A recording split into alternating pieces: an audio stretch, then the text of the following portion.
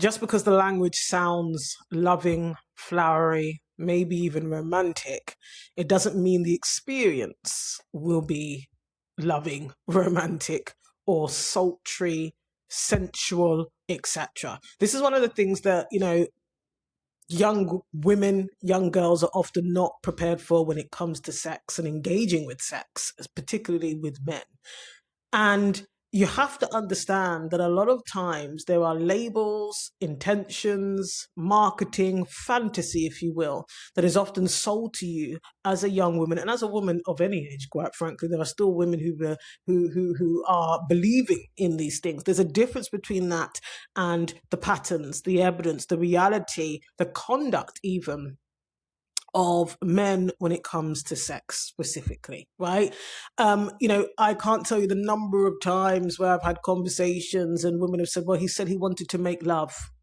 He said that he wanted to cuddle. I would love to be in your arms tonight. But the reality, the material reality of that sexual encounter was none of those things. It doesn't reflect that.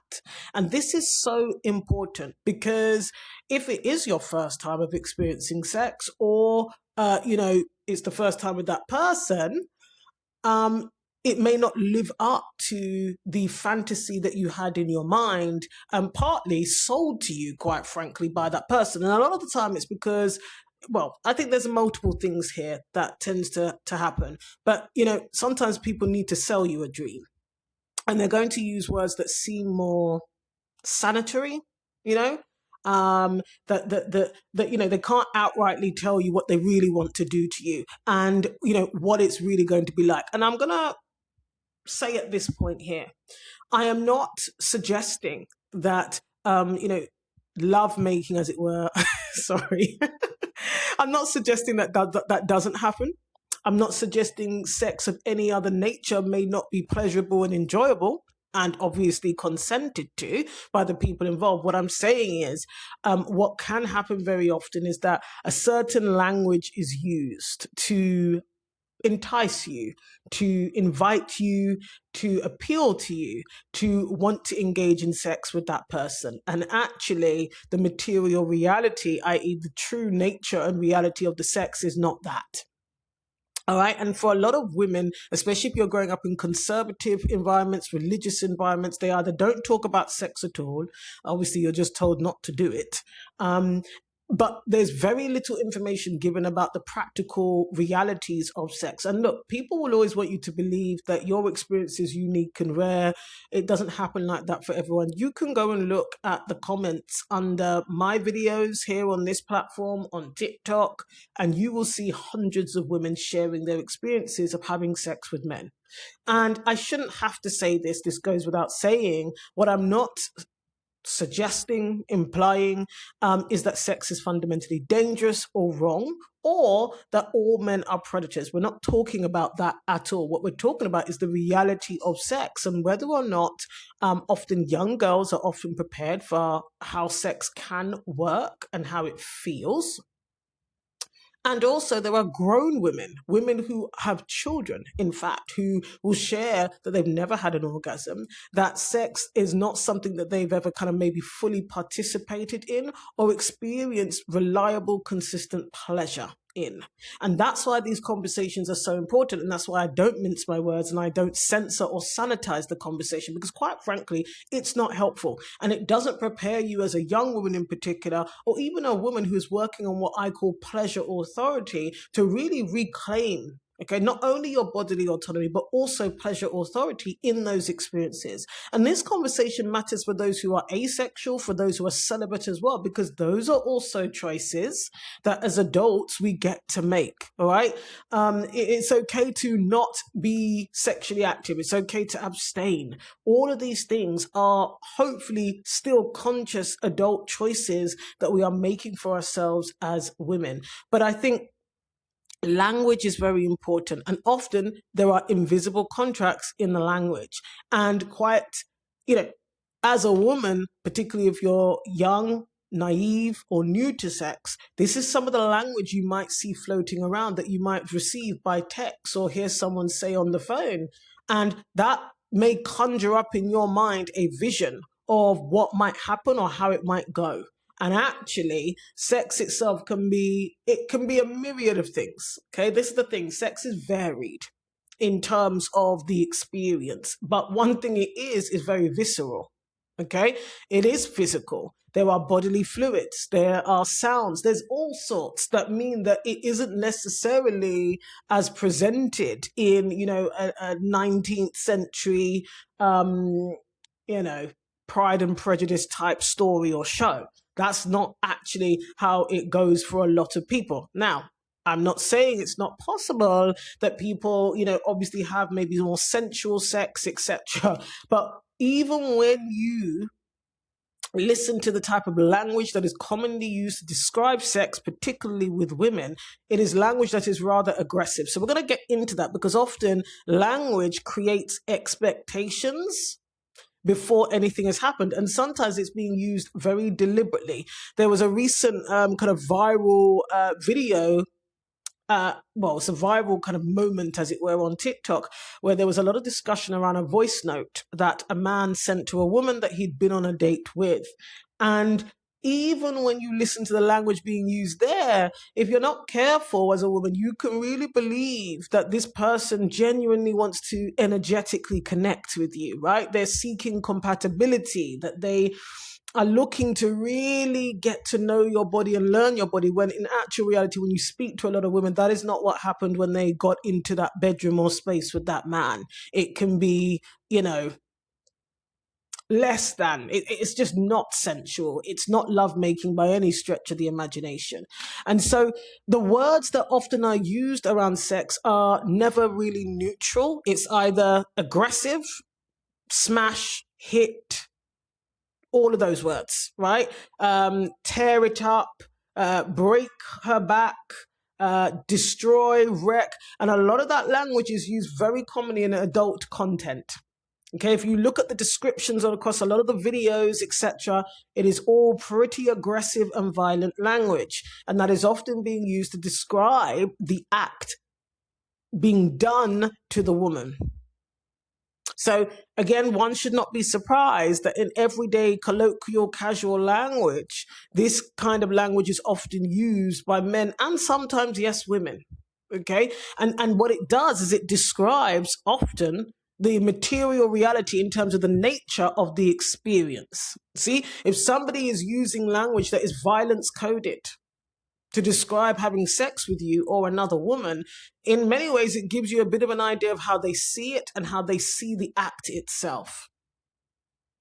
Is that necessarily going to be an experience that is going to be, safe, dignifying, or even pleasurable? Because people tend to have problems when I talk about the fact that I think that every human being's dignity matters, okay? So let's jump over the hurdle of consent and safety, but is that going to be a pleasurable experience? Because if you speak to a lot of women, being smashed, for example, is not particularly pleasurable physically and sensory-wise. And this does not include the women who invite and ask for greater pressure, pace, intensity. Okay, and even then, if you know anything about the human body, if that's something that you're into, there's usually a pacing that leads up to that. There's a warming up that leads up to escalation in pace, intensity, and pressure. You see? And so really and truly, that language creates expectation. Now, and that kind of language normalizes force because it's framing sex as something that is done to a person. It's not necessarily shared. It's not necessarily relational. Okay. And then on the other side, you have this kind of tender coded language, which I alluded to earlier, making love, connecting, being close, intimacy. You see that word, people love to use it when in actual fact, sex is one aspect of intimacy. There's other types of intimacy. But again, sometimes by choice, the reality of the sex that some people are having is not intimate. It's not sensual. Yeah. It's not holding one another, caressing one another, cuddling. It's not affectionate. You only need to speak to some married women. I'm saying all married women because they get very upset. But when you do listen to the accounts and the stories of a lot of married women, they wouldn't necessarily describe the sex they're having with their husband in these ways.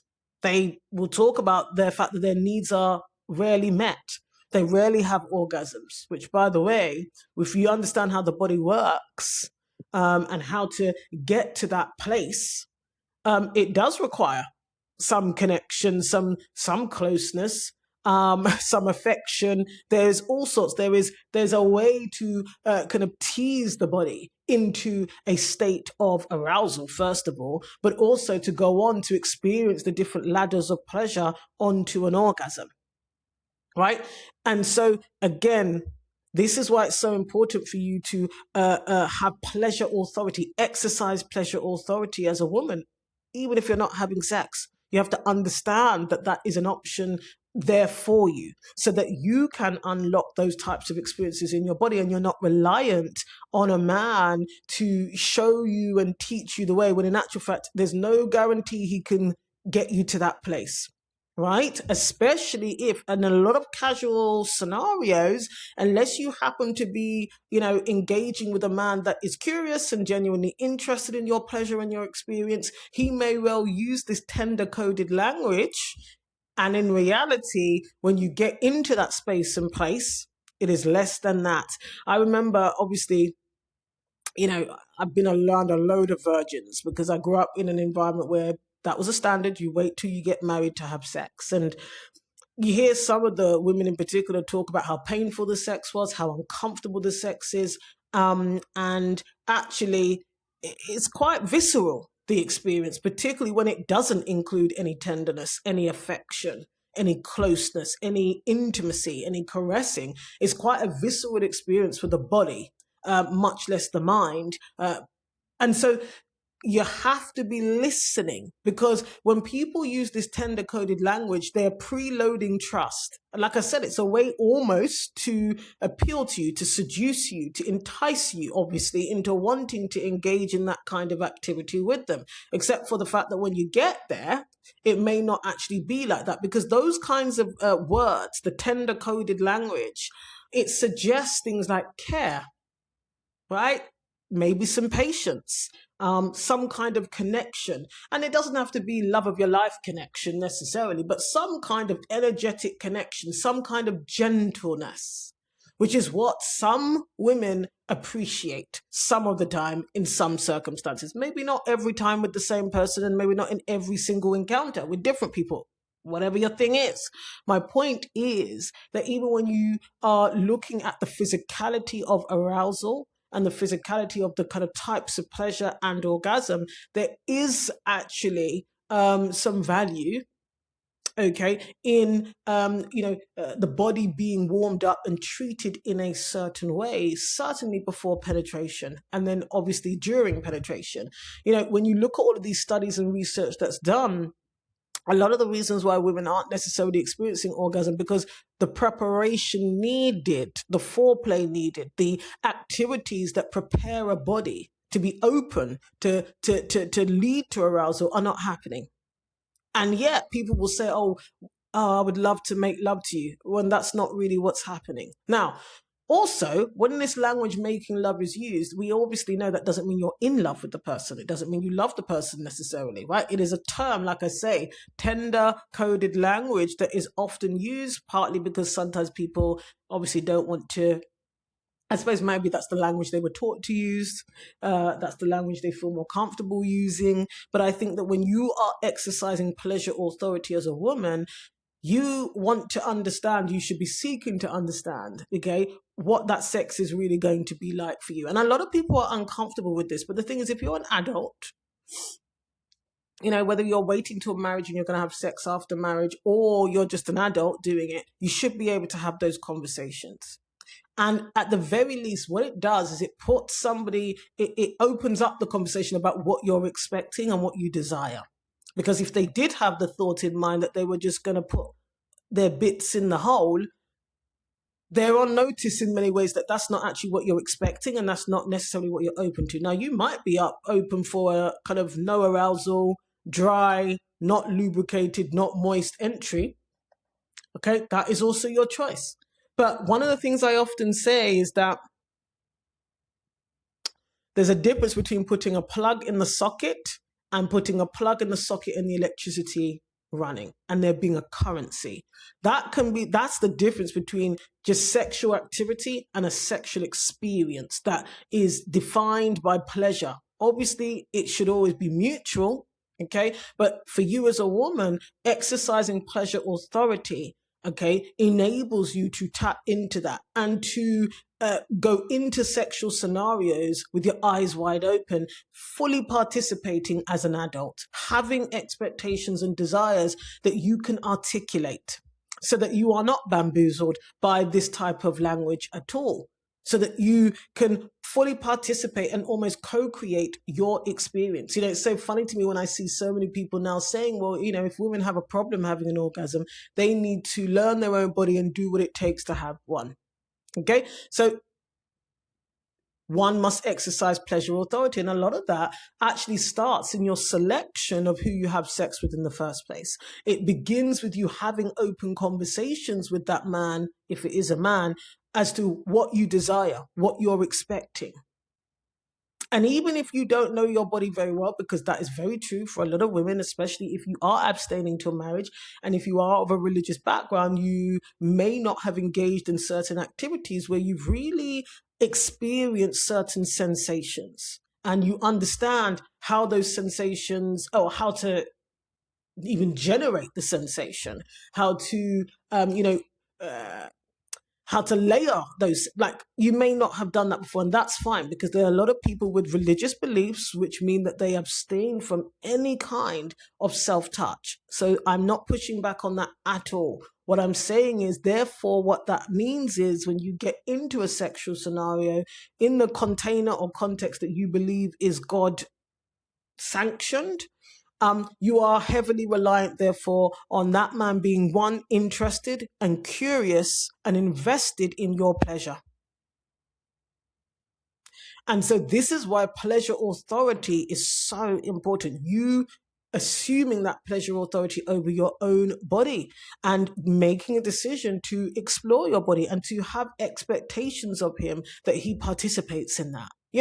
A lot of these religions teach that, men are the leaders. They're natural born leaders and the head of the household. Well, one could lead on you discovering your pleasure. This is really, really important, because neither family of words, the violence coded language, the tender coded language, necessarily tells you what is actually going to happen. They're often just claims. As I said, it's ways to entice you, essentially. And actually, when you think about the violence coded language, it's actually a way to get people to click on that video, which I find very fascinating.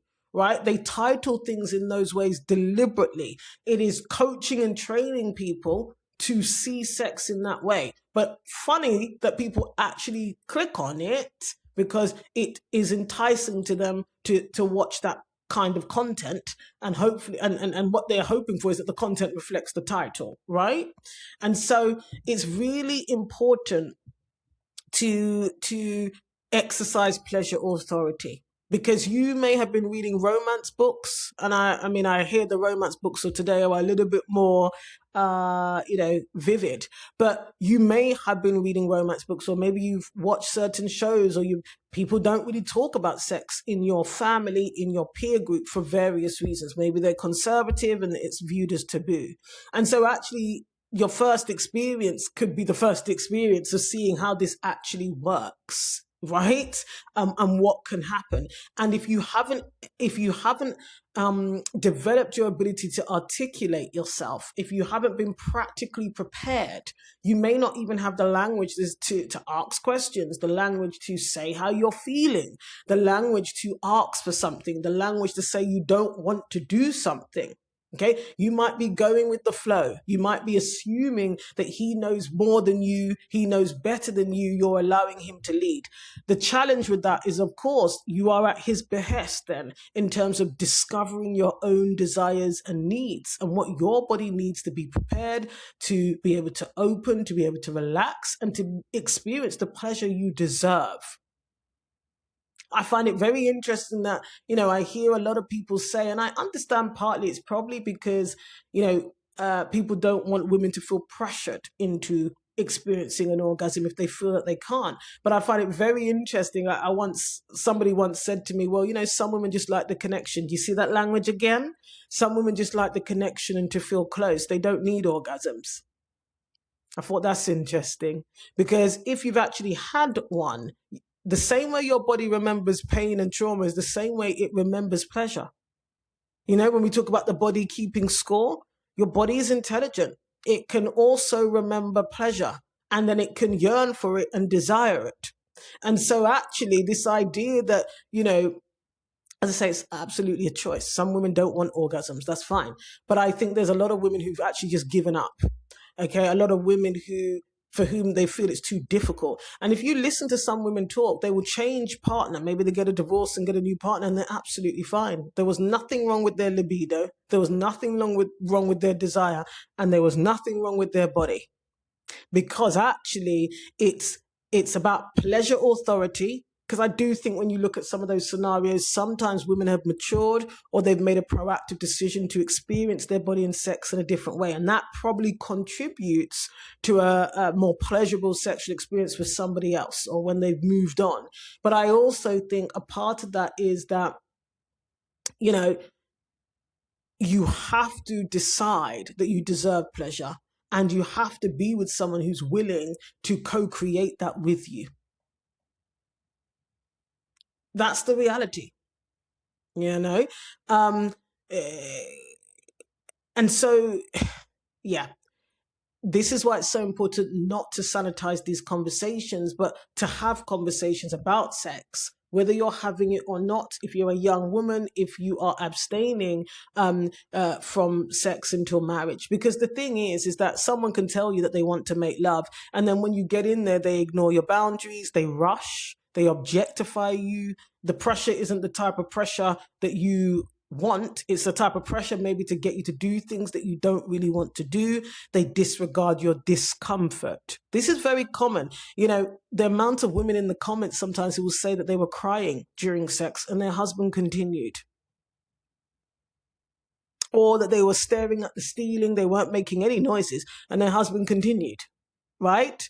And maybe the sex becomes rough. And I always chuckle in a dark satire way, of course, when, there's always going to be men in the comments who say, yes, but some women like it rough. Yes, and if that woman likes it like that and she asks you for it, that's different. It's not something you do to someone. It's so interesting that right now there's a lot of conversation about a high-profile court case happening around sexual assault. And when you look at some of the acts that were described, one of them was biting.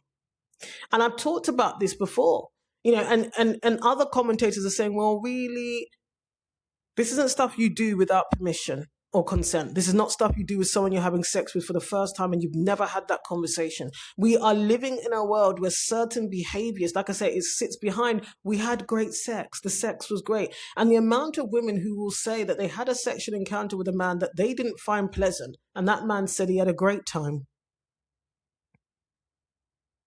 Right? Sometimes also you have to prepare yourself that that person may disappear after the sex. Okay? And this includes husbands. Again, I don't make these things up. You can go and read, at this point, millions of stories. Right? Aftercare.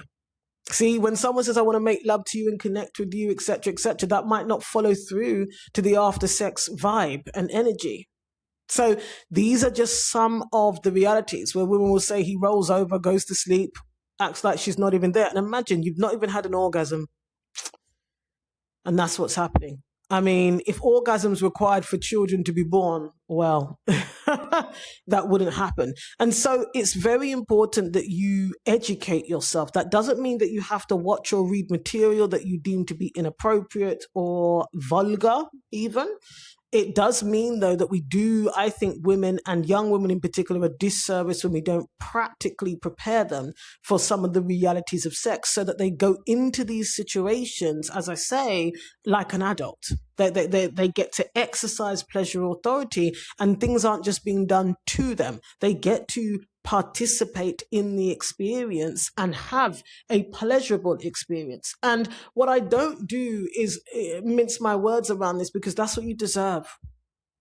If you are engaging in sex voluntarily, You deserve for it to be pleasurable. You deserve for it to be enjoyable. But that doesn't just happen, unfortunately. You will have to be proactive and exercise pleasure authority so that that is the type of experience you get to have. Because you might be thinking unconsciously that if he says we're going to make love, it's going to be intimate, I want to cuddle and hold you, that those words are true. It might create an expectation that the reality of the sex does not fulfill. Now, like I say, as time goes on, you may enjoy. I mean, that's the thing. There's such variety when it comes to sex, right? In terms of types of sex, I suppose, that you could voluntarily consent to engaging in, and that's fine, okay? But it's really important that you go into it with your eyes wide open. Now, when it comes to trying to figure out, okay, where you're at in terms of self-authority, where you're at in terms of exercising your authority over yourself and avoiding people pleasing, avoiding hiding and shrinking in experiences that are new or uncertain to you. That is why there is the free Invisible Contract Framework download somewhere in the link somewhere for you to take advantage of. You can privately reflect on how you currently think, okay, and how conscious you are in your life. Because the truth of the matter is, it's not just in the area of sex that we can find ourselves hiding and shrinking. It usually shows up in other areas too, like work, when it comes to money, when it comes to friendships, relationships with parents. And so that Invisible Contract Framework is designed to help you begin to audit the invisible contracts in your life that you are obeying subconsciously.